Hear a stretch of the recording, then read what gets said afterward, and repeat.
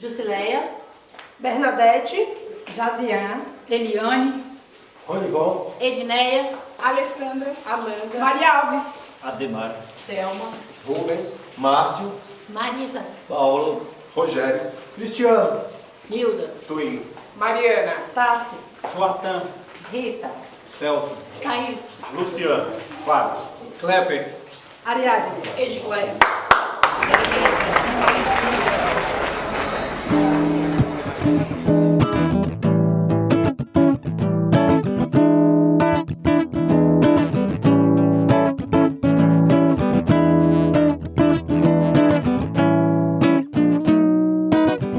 No espaço das elites, centro movimento organizado, construindo outro projeto rumo à nova sociedade. No espaço das elites, centro movimento organizado, construindo outro projeto rumo à nova sociedade. Sabedoria foi cercada, arames farpas, polícia fardada. Rompemos barreiras, universidade ocupada. Por esse mundo eu me movo. No final de outubro de 2015, foi realizada a primeira Feira Nacional da Reforma Agrária, em que participaram produtores e produtoras de áreas de assentamentos de 20 estados. E trazendo a produção agroecológica, a produção de artesanato, produção de cultura, de música, de arte, que o Movimento Sem Terra vem produzindo ao longo desses 31 anos. Para você fazer uma feira com produtos agroecológicos, exige uma série de coisas, né? E entre elas a formação nessa perspectiva da agroecologia. O caminho aberto que aqui se fez, da Latinoamérica que somos filhas. O curso de residência agrária, especialização em educação do campo e agroecologia, faz parte de uma estratégia maior, contribuindo para além do desenvolvimento local das áreas de assentamentos e acampamentos da reforma agrária, para a disseminação da ideia e do conhecimento sobre todos esses aspectos que compõem o desenvolvimento do campo através da reforma agrária popular.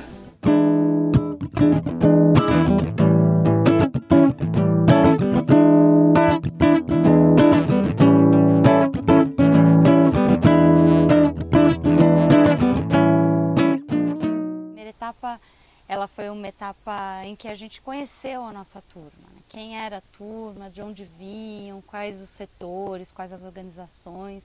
Então, foi uma etapa de construção da identidade da turma. Nesses mais de 30 anos de experiência organizativa do MST, em todos os espaços que a gente se envolve, a gente segue uma metodologia de organicidade. E essa parceria da NFF, do MST com a USP não é diferente. Então, a turma Hugo Chávez seguiu um pouco essa metodologia e esse modelo acumulado aí na nossa história. Com essa perspectiva, né, da gente ser um curso feito pelo Pronera, né, que é o Programa Nacional de Reforma Agrária, em parceria com a universidade, tem essa dinâmica do movimento social muito presente. Tem a coordenação da universidade, junto com as nossas coordenadoras, nossas porque nesse caso são só mulheres, né? E esse grupo então forma a CPP, que é a Coordenação Política Pedagógica da turma. E depois a gente tinha uma assembleia da turma, que era um espaço de decisão coletiva, e os núcleos de base. Como já é uma prática dentro do movimento, em qualquer curso que a gente vai fazer, a turma ela é dividida em núcleos, que a gente chama de núcleos de base. Então todo núcleo é organizado, em média 8 a 10 alunos. E cada núcleo é responsável por uma mística, cada núcleo é responsável por uma atividade determinada. Desses núcleos de base, eles elegiam 2 companheiros e companheiras, né, sempre um homem e uma mulher, que iam compor a coordenação da turma. Essa coordenação é responsável para processar toda o andamento do curso, desde da montagem das etapas, contato com professores, a chegada dos alunos, o contato com a hospedagem, as viagens, enfim, e inclusive todo o processo de execução do projeto. Cada etapa a gente fazia parte de um outro núcleo, então no curso você não fica apenas dentro de um núcleo, até para trocar as pessoas, para que a gente vá se integrando com toda a turma do curso. Como síntese desse processo da organicidade, eu acho que é esse tema do envolvimento de todos, né? Todos aqui são sujeitos desse processo e dessa história.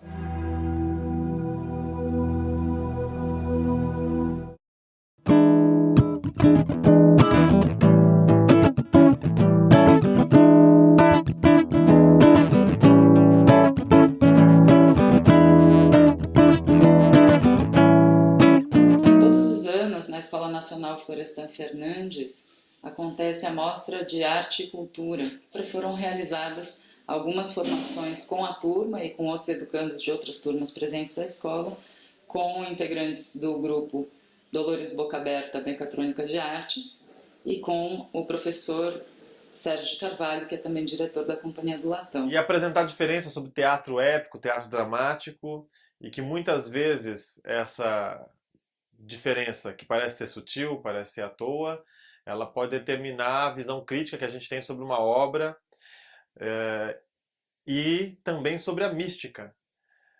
Também utilizamos, então, para desvendar a mística produzida no Movimento Sem Terra, fizemos uso de oficinas. E nas oficinas também buscamos utilizar exercícios de teatro épico, de modo que pudesse também contribuir para a construção de elementos estéticos, elementos cênicos mais eficazes para a feitura desta mística que já faz uso de diversos elementos do teatro épico. A ideia é que, assim como em outros conteúdos, trabalhar as oficinas das linguagens artísticas complementa e dialoga os conteúdos teóricos, principalmente sobre a disputa na batalha das ideias com a indústria cultural, né, no sentido da construção de uma contra-hegemonia.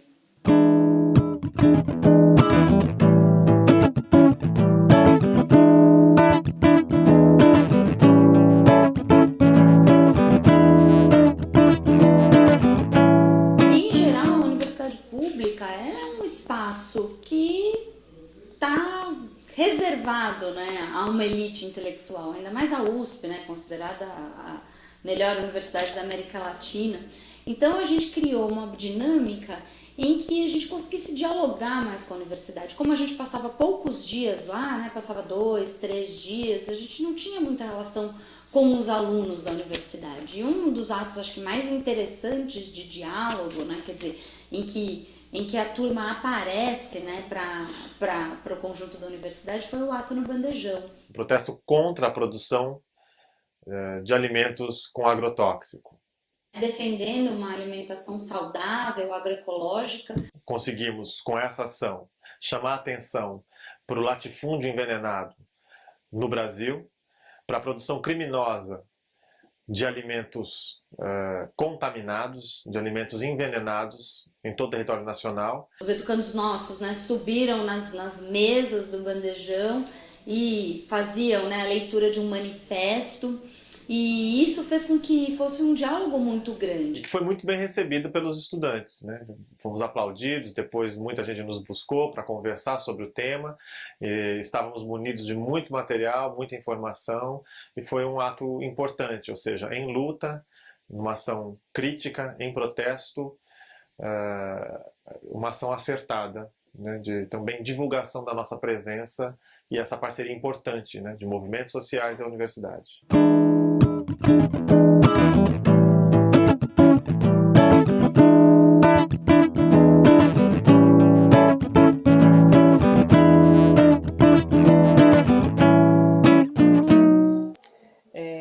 A jornada universitária em defesa da reforma agrária é uma linha política do movimento a nível nacional e tem mobilizado várias universidades, instituições de ensino superior ao longo do país, né? É uma jornada que acontece no período de abril, Então, todo abril, a gente mobiliza um conjunto de universidades, né, de institutos federais que atuam, que são amigos do movimento ou que atuam em conjunto conosco para fazer diversas atividades nas universidades.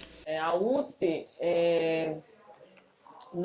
realizou 2 jornadas, uma no primeiro ano de curso, outra no segundo, aderindo mesmo a esse calendário nacional. Numa delas a gente fez uma feira, então foi uma feira ali no Bandejão, que também a gente conseguiu estabelecer bastante diálogo, né? Além das palestras, e uma outra a gente fez uma feira do livro lá na Faculdade de Educação, e aí discutimos a educação no MST. E nessa segunda a gente fez uma discussão mais sobre a conjuntura política atual. Então, em diversos momentos em que nós estivemos na universidade, nós fizemos processos de mística, né, onde nós trazíamos para o conjunto da universidade aquilo que era a nossa presença lá. O próprio nome da turma foi escolhido dessa forma, né, pensando em como é que a gente escolheria um nome que pudesse representar o que era esse passo histórico dos movimentos sociais do campo, né, dos beneficiários da reforma agrária, num espaço como a Universidade de São Paulo.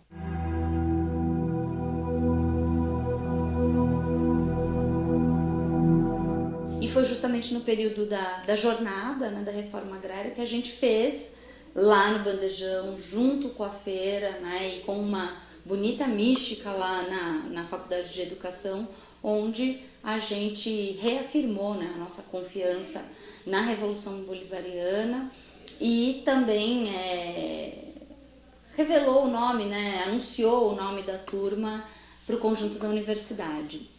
E o nome da turma, dessa primeira turma de residência agrária, passou a ser Turma Hugo Chávez. Depois da escolha do nome da turma, a gente tem a construção da palavra de ordem da turma, né? Então foi construída uma palavra de ordem. Comandante Chávez, lutaremos sem parar. Soberania, socialismo, poder popular.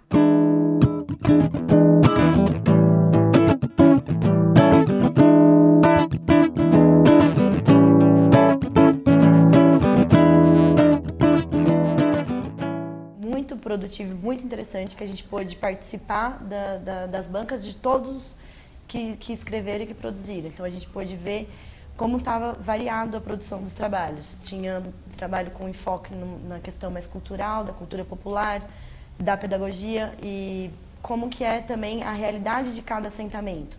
A realidade das professoras dentro e a produção, e uma produção acadêmica realmente voltada para esse conhecimento popular dentro dos assentamentos. E através de uma companheira, Antônia, que desde o início ela ia dividindo as sementes que tinha, ia buscando no Nordeste sementes originais, as sementes vindas dos povos originais e seguramente crioulas. E isso me chamava a atenção e eu, quando veio a oportunidade de fazer o Residência Agrária, eu falei, não, vou tentar ver se eu consigo esse tema de sementes nativas e crioulas. E aí, então, Antônia foi o meu estudo de caso e eu fiz a pesquisa, né, com esse tema dentro do acampamento. E olha, uma riqueza de práticas e uma riqueza sobre a formação, né, a contribuição nos momentos de trocas, nos momentos de decidir as produções, a gente falar muito da necessidade de se ter a semente, produzir a semente, aprender a conservação dela e compartilhar com outros agricultores, pequenos agricultores. Muitos dos trabalhos foram feitos a partir da realidade, da realidade vivida pelos educandos. Então, assim, são trabalhos que a gente pode levar para a nossa realidade de volta, de cada assentamento, e trabalhar junto. Assim, foi uma semana que a gente pôde participar, pôde se envolver com o trabalho, com a pesquisa teórica acadêmica de todos os membros, de todos os educandos, e os educadores que estavam ali compondo também, contribuindo, foi enriquecedor, assim.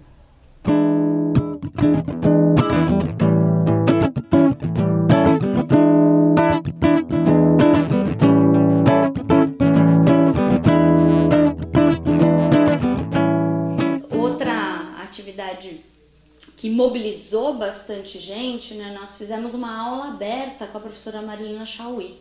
Nós tivemos o privilégio de ter, durante o nosso curso, uma palestra realizada pela professora Marilena Chauí sobre o tema da cultura e educação popular. Foi uma aula aberta que reuniu mais de 250 pessoas. Que caiu como uma luva para as discussões que nós viemos fazendo sobre a necessidade de pensar a cultura para além do conhecimento acumulado e para além das linguagens artísticas, a cultura como forma de produção e reprodução da vida e a relação desse conceito com a identidade de classe, né, que nós trabalhamos bastante para construir com os nossos educandos e com os nossos companheiros e companheiras nas áreas de assentamento e acampamento da reforma agrária.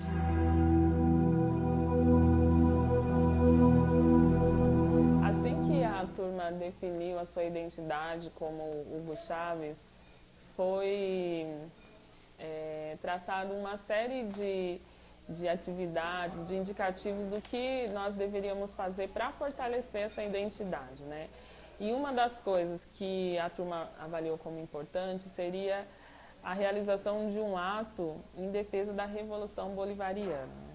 Para conhecer melhor a história do Hugo Chávez, né? Para conhecer melhor o contexto político daquele país e o que nós temos a ver com isso nesse momento histórico, né? E aí, naquele momento, nós passamos um período complicado, né? De repressão também, de criminalização do governo, né? Das ações da esquerda, das ações na Venezuela. Tivemos que fazer uma atividade menor, mas foi muito importante para a turma, né? O companheiro Marcelo Buzetto trouxe diversos materiais que ele tinha a partir da sua tese de doutorado e para a turma conhecer o histórico, né? Como que o Hugo Chávez se torna essa figura importante política no país, né? E como a atuação dele também contribui para o cenário da esquerda na América Latina como um todo, né? Então, a turma escolheu essa identidade porque era um nome que chamava para esse debate, chamava para essa reflexão, já que ela, pela mídia, é muito criminalizada, apagada, colocada como uma coisa negativa, e a gente sabe da importância que ela tem para a organização dos trabalhadores, né? Incidir sobre a política do país é um elemento fundamental do ponto de vista da luta de classe.